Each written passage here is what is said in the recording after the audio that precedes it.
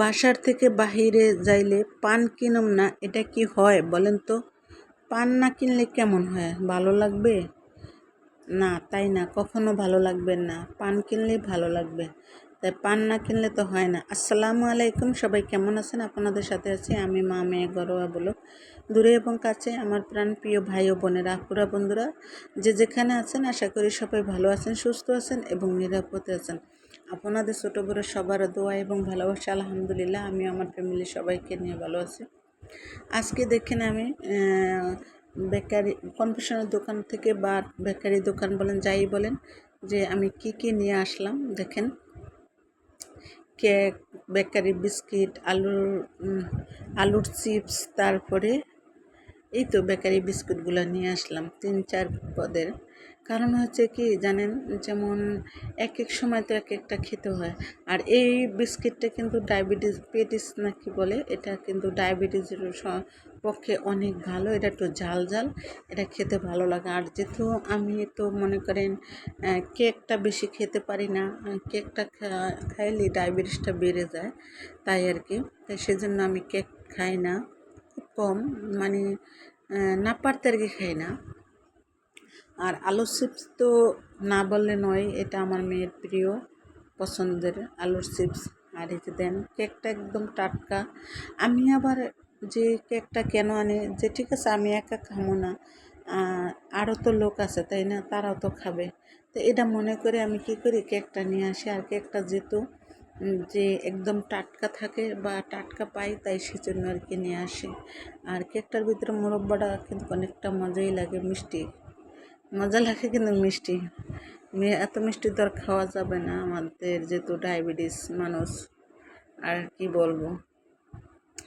আর এই যে দেখেন বিস্কুটের পর্বগুলো এখনকে যে যেমন বাহিরে গেলে 1 কাজে 2 কাজ 3 কাজ করে আসি।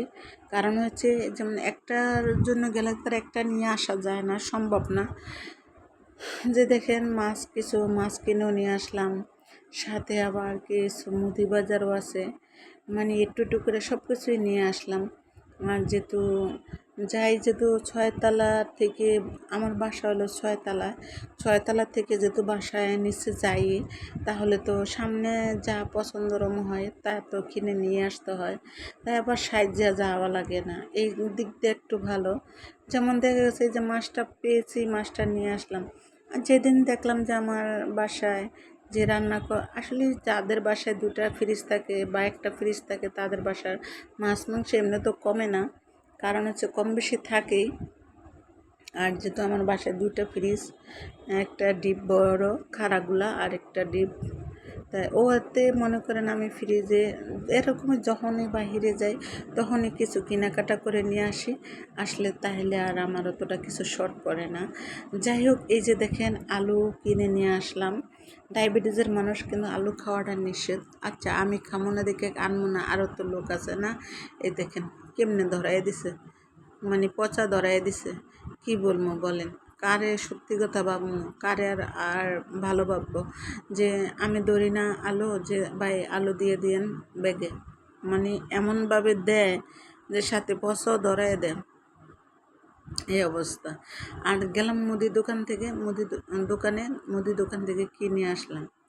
না সরি, আজকে মুদির দোকানে যাই নাই, আজকে এই পেঁয়াজ আলু রসুন একই দোকান থেকে নেওয়া হয়েছে, যে ভ্যান আছে না, ভ্যানের থেকে।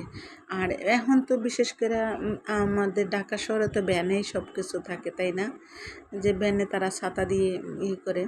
আর মুদির দোকান থেকে পেঁয়াজ আলু এগুলা খুব কম আনা হয়, কারণ হচ্ছে মুদি বাজারের সাথে দেখা গেছে কোনো সময় আনে, আর কোন ভালো পাইলে আনে, ভালো না পাইলে আনে না। আর এটা দেখা যাচ্ছে 10টা দোকান চাইলাম, একটা দোকান থেকে নিয়ে আসলাম, এই আর কি। তারপরে দেখেন এত বেছে নিয়ে আসি, তারপরেও মনে হইতেছে অনেক সময় 2-একটা পোকা পচা হইতেই পারে। আর এই যে দেখেন মাছ সম্পর্কে কি বলবো, এটা হলো লোটা মাছ।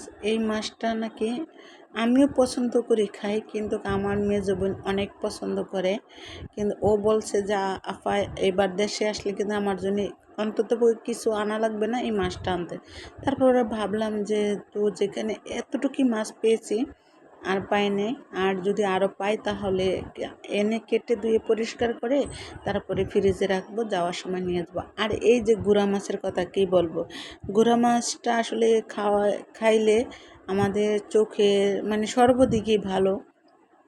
আর বিশেষ করে গুঁড়া মাছটা খুব খাওয়া কম হয়, কারণ হচ্ছে আমার মেয়ে বেশিরভাগ গুঁড়া মাছ খেতে চায় না। তারপরও মাঝে মাঝে আবার আনি, আবার মাঝে মাঝে খেতে চায়, মানে সব সময় খেতে চায় না। তো যখন তার জন্য যেমন একটু গুঁড়া মাছটা আমার কম আনা হয়।